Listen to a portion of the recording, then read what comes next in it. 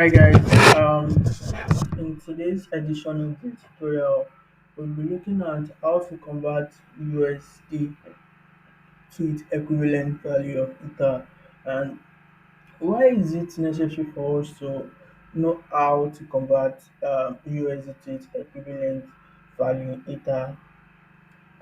Let's say you are working as an independent contractor or you are working with an organization. So there might come a time maybe where you're asked to, implement something like a thrift application, abi, or something like a crowdfunding application. In this kind of application, you might want to set the minimum amount allowed to be contributed to this specific application. Let's say we set the minimum amount to 50 USD. Then for each funds that will be contributed to this application, then we need to look for a way of writing a check to confirm that the money that is about to be contributed is up to the minimum amount. So now this is the reason why we need to understand how to convert various currency pair to its equivalent value in cryptocurrency. Let's say for example, but for this tutorial we'll be making use of the Ether USD currency pair. So we'll be converting USD to its equivalent value in Ether. Now we've talked about that. Now let's begin to let's begin write let's begin to write our code. Then let's create our file. Name of our file will be USD converter, USD converter, USD converter.sql, then XPS license identifier, then pragma solidity, then our solidity version 0.8.0, then our semicolon, then create our contract, then USD converter,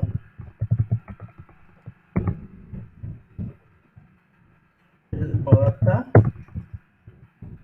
and so now we said there will be a minimum value that will be set in our application. Let's say now in our case, the minimum value that we want to set for this our smart contract will be 50 USD. So minimum minimum amount, minimum.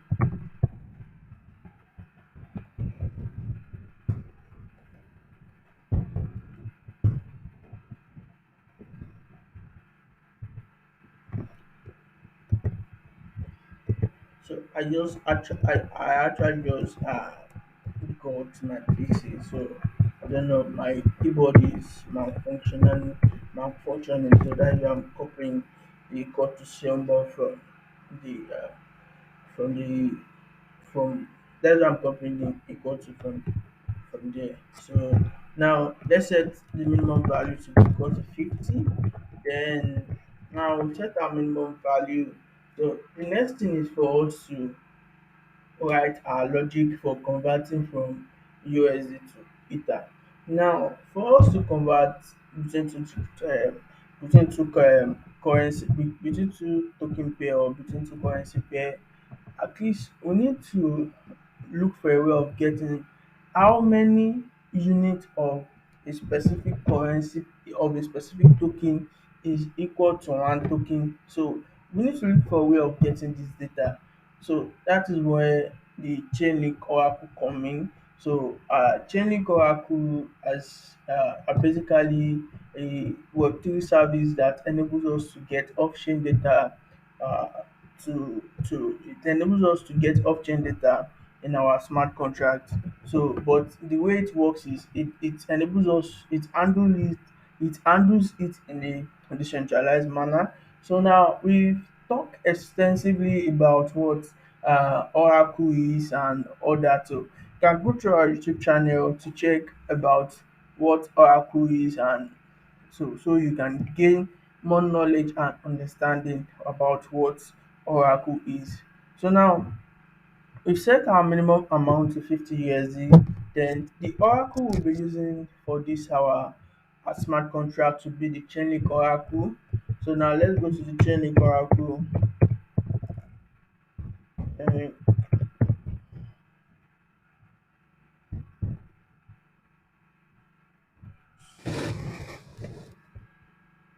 developer.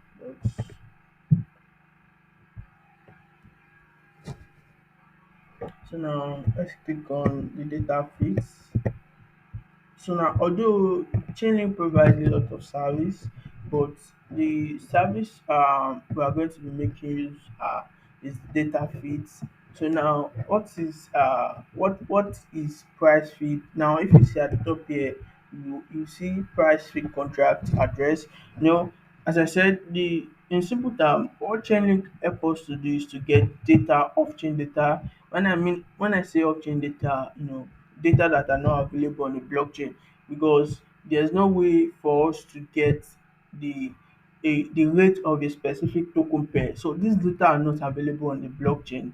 So now we need to look for a way of getting this data, and that's why we are making use of this Chainlink Oracle. Now, this Oracle have what is called price feeds. So, what is price feeds? Price feed are basically smart contracts that is created to handle each token pair. That is, it is this contract we are going to interact with to get the specific rate of a specific token pair. Let's say now we want to get the rate of a let's say we want to get the rate of Ether USD. Then by your right hand side, you click on the Sepolia testnet button, then you scroll down. So this is it. You see Ether USD pair. So this is the contract address that on the Sepolia testnet that enables us to obtain the rate of this specific token pair. So we can then use the rate that is obtained from this smart contract to perform our calculation. So now we understand what the price feed contract is. Then let's now look at if we understand what the price feed contract is. Now let's look at how to interact with the Chainlink smart contract.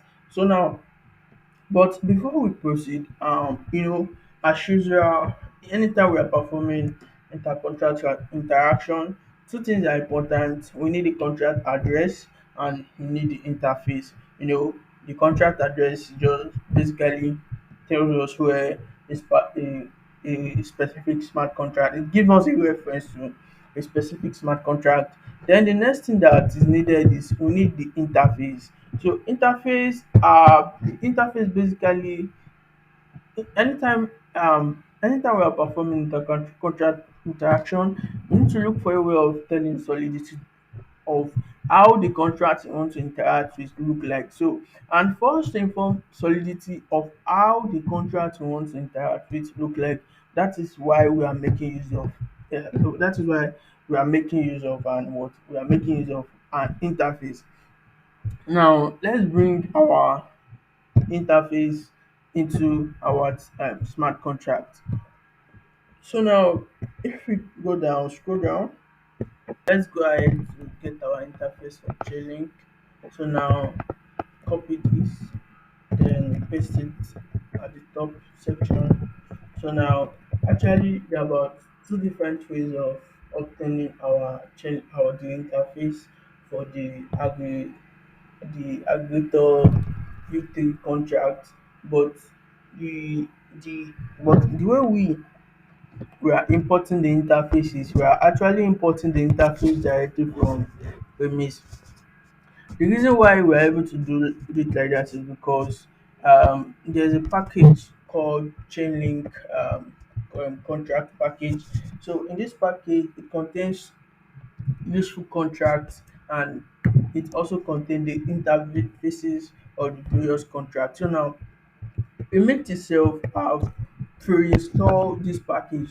So whenever Remake sees this import keyword, see this line of code, then it automatically bring in this interface that we need in this our code. It automatically makes it available for us. Then if you see the left hand section where we do create our files, you click on the depth folder, then scroll down, then click on the npm folder, then chainlink, then contract, then source, then version 8 interface. Now, so this is the interface. So this is the code. So now this is the interface now. This is the interface we are currently importing into our USD converter .swl file. So this is the interface we are importing. So now, then after, since we have successfully been able to install ours, okay, now let's close the folder and let's go back to writing our code. Now we've been able to create our folder. We've been able to import our interface. The next task on the table is to create a function that enables us to interact with the contract we want to interact with. So now let's name the function with our function, and let's name get conversion rate. Let's name get conversion rate. Then our function. So now our function, what should be the visibility? Is it public? Is it external? Is it internal? But for this our contract, for in our case now, we want the contract to be accessible both inside and outside the contract. So now we just use the public, set the visibility to public.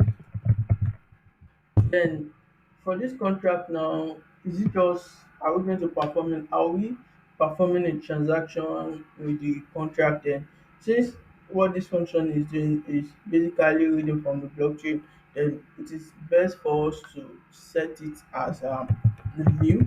So which actually tells us that what we are only doing in this function is to read from the blockchain, and it is actually important for us to specify this because it also helps in gas optimization to avoid wastage and other. But in the later section, we are still going to talk about what data gas optimization is. So now, what are we going to be returning? We are going to be returning an unsigned integer. So with the help of the keyword from solidity, that we are returning an unsigned integer, which is going to be a unit. Then going to be a unit. Then next is now we need to start interacting with our smart contract. So now we've been able to import our interface of the contract you want to interact with. So then we go back to Chainlink, then click on the price feed address. So basically, there are various contracts that have been deployed to various networks. But for this our case now, we're making use of the Sepolia testnet. So now then you scroll down, then let's copy the address of the contract we want to interact with on the Sepolia testnet. Then after scrolling down, then you import it, you paste it, let's paste it. So now next is for us to create a variable that will be referencing the contract we want to interact with. So now to now create that variable, we go back to Chainlink, then we click on the using enterprise feed. Then all you just want to copy is this aggregator interface. So we copy it. So now it is this aggregator interface now. It is this aggregator interface that we have import here using this line of code. This import as that there's so now we have import this aggregator interface using this line of code. So we want to create a variable of this type aggregator interface. So now the name of our variable will then be price field. Let's comment this address out. Will be price field contract, price field contract. Then let me copy the code symbol. My keyboard just right. As well, why my keyboard is just not cooperating with me today. Now we've been able to now the next thing we do is copy the address, then paste it. So now with this now we've been able to create a variable. Let's add our semicolon so to prevent solidity from making noise. So now we've been able to create a variable that is referencing this aggregator v3 contract. So now the the next thing now is we can now start interacting with the contract. So then let's so, and as I said previously, the function on that contract that we basically want to interact with is this latest round contract. So now, since Solidity have helped us in to install the aggregator V3 interface, and I said that interface e just tell Solidity the type of contract is interacting. It's telling Solidity what is the structure of the contract is interacting, what type of function is there, how many variable is the function accepting. So this is basically the work of an interface. So it is just I'll just say it is just a norm. It is the norms of the normal practice in Solidity. So now, since we've been able to do that, since Remix have helped us to install this training interface, then we can go down and see and see how the function we want to look like. How we can we can then go and check how the function we want to interact with look like. We can check stuff like what type of variable is it accepting, is it, and what is the visibility, is it an external function, what are the variables that are returned. So these are the information that the interface enables us to have access to. Then let's go and check. So and I said the function we basically want to interact with is this latest round data. Then you click on chain, click on contract source, then depths, then interface. So then click on it. So now this is the interface. As I said, this is the contract we want to interact with, and you will see the function we want to interact with. It is so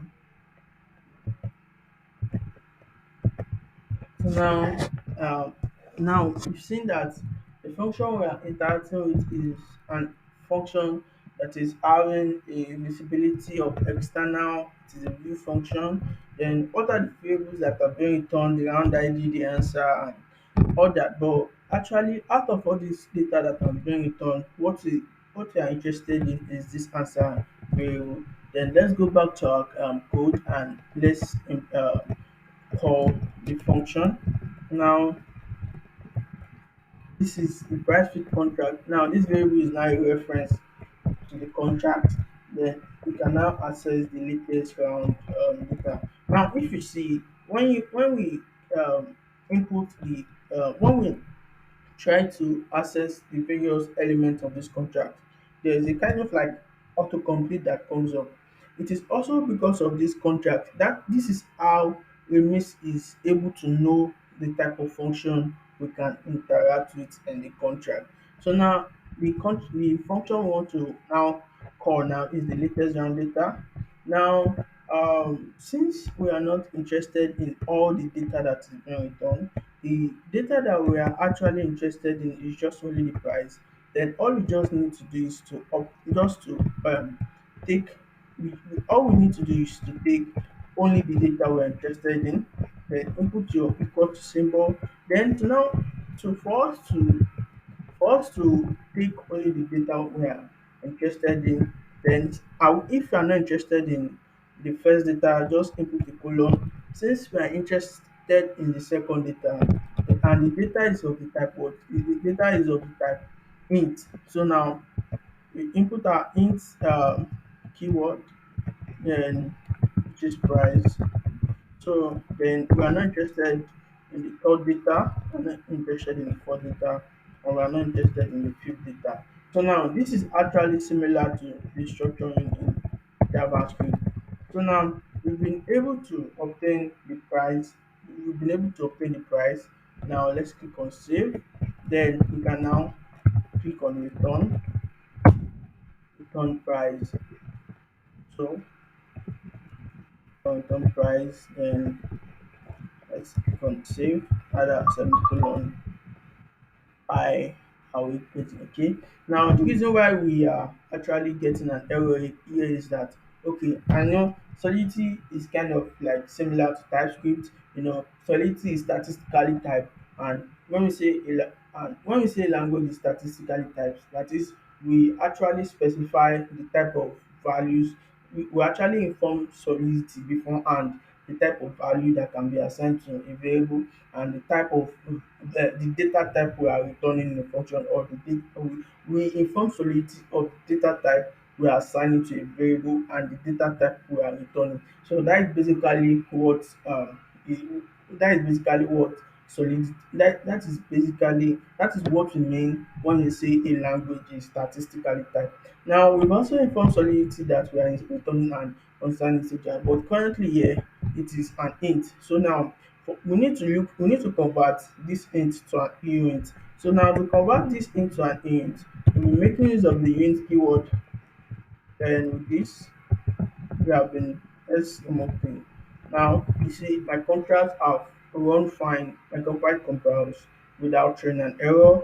So now let's compile the contract and let's deploy it to the Sepolia testnet. No, before that I would like to implement my withdraw functionality because no, testnet tokens they are not unlimited, they are limited. So it is actually best for me to look for a way to get back the test token so that I can reuse it again. So now let me implement a function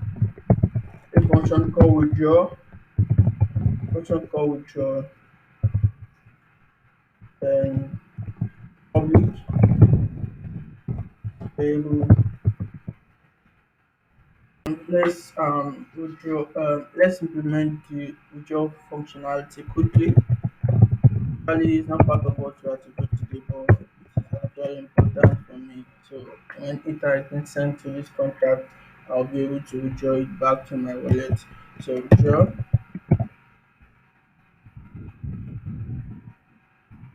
it's public, um, variable,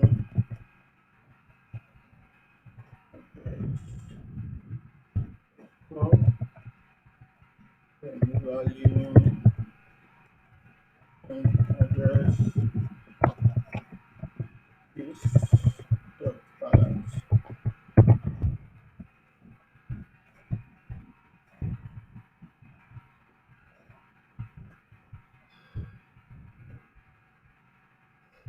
Sorry, variable, sorry, dot sender. Um, we've been able to implement the get conversion rate functionality, and this we've been able to implement the function that enables us to get the rate of a specific pair.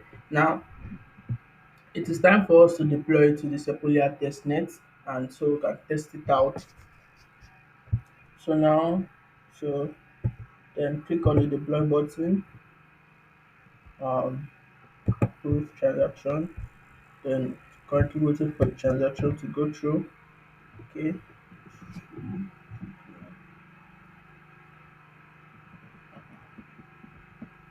transaction still pending. Why? Okay, now transaction successful. Now let's click on the get conversion rate to check the rate of our of ETH USD. Now this is the value. If you see, actually to get the correct value, whatever is returned is actually in 8 decimal places. So to get the correct value, we need to count 8 to the left so that we will be able to get the correct value. So in our case now, if we have to count 8 to the left, our correct value will be 1, 2, 3, 4, 5, 6, 7, 8. So it will be 1846.97. So this is actually the rate of ETH USD as at this time. So now the next function I want to implement is a function that actually enable us to convert USD to ether. Now this get conversion rate now it basically enables us to get the rate. That is, it tells us how many units of it tells us how many dollars is equal to one ether. Now we got that information. Now let's now implement our function get, let's say convert ether. then the feasibility is public, then it's a payable function, then we know it so then okay. So now it's now time for us to implement the get the convert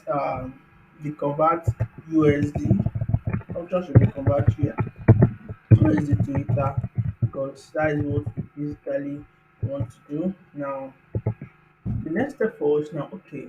Now before we proceed, you see this get conversion rate here now is what is actually returning is it is actually returning USD.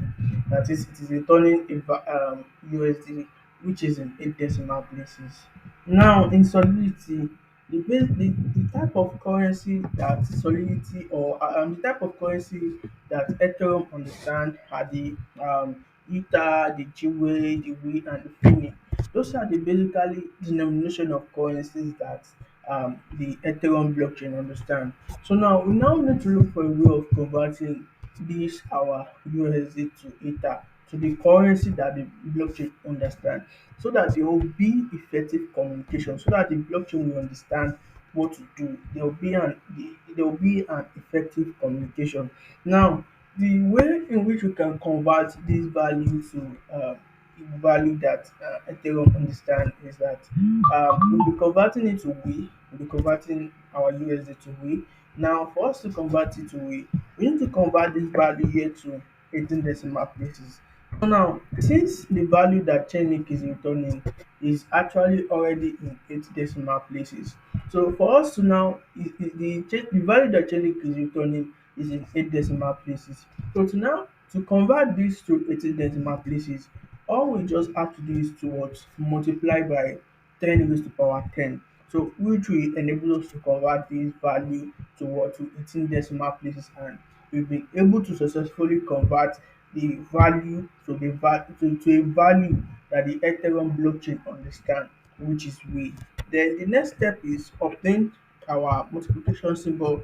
As I said, my keyboard is kind of like I'm not been able to do the right configurations, but let me try and get the exact symbol for Google.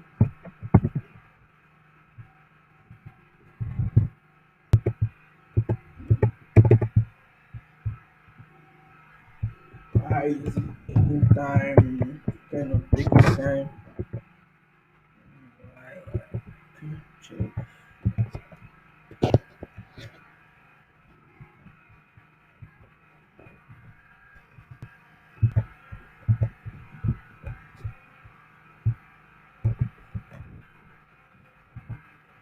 and so now we multiply it by 1 exponential n, so which is the same thing as 10 that's power 10. So it is the same thing with 1 exponential 10. Okay, let me add my semicolon back. Now, so now we've been able to convert our USD to WE by converting it to 18 decimal places. So now the next step is to actually convert our um okay,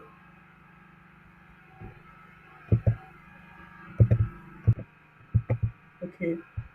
So sorry, what to do here is we want to convert Ether to USD. The Ether that is being sent, we want to convert it to USD. Now, to now convert the Ether that is being sent to USD, then say unit what's it, Ether value in USD. So you copy symbol and copy paste. Then the value that is being sent, our message of value times copy the notification symbol, then apply by about it,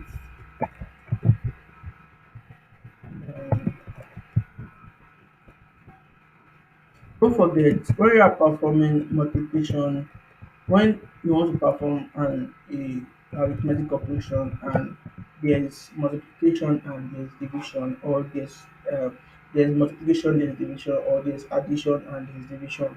The first thing, always ensure that you actually carry out your multiplication or addition before you carry out your division.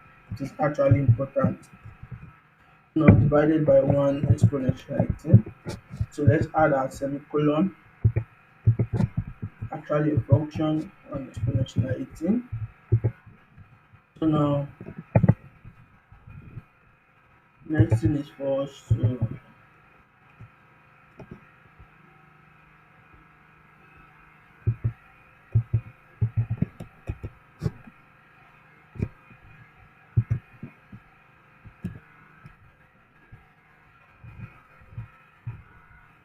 so let's create another variable using let's name it latest rate, then public, so that we'll be able to access it externally. So let's add a semicolon, go down, let's go down, and so now with this now we've been able to convert the ether that is being sent to a corresponding value in USD. So the last step here is to update this latest rate variable and to obtain it. The latest whatever latest value that will be sent, this latest rate variable will be updated with the value that you get from this the latest rate variable will be updated with the ether value in USD variable. So now let's update it. Let's assign value to it. Paste and copy, paste, and let me save. Now we've been able to successfully implement our contract that enables us to convert Ether to USD using Chainlink, which is an oracle that enables us to get off-chain data that enables us to bring off-chain data to the blockchain. Now it is now time for us to test the functionality of to test what we've worked on. Now let's deploy. Let me delete this contract again and let me deploy. So let me deploy. So now let's go to let me deploy first. Okay, while pending, let's go to the data unit converter.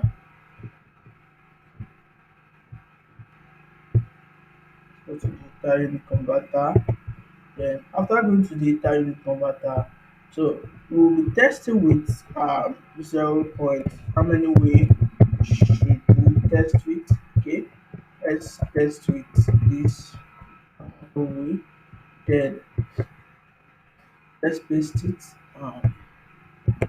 Let's paste it here. Then let's click on this convert to convert Ether to USD. Then let's click on confirm. So let's wait for the transaction to go through successfully. Okay, now let's check our rates. It's our latest rate. So now this is the value.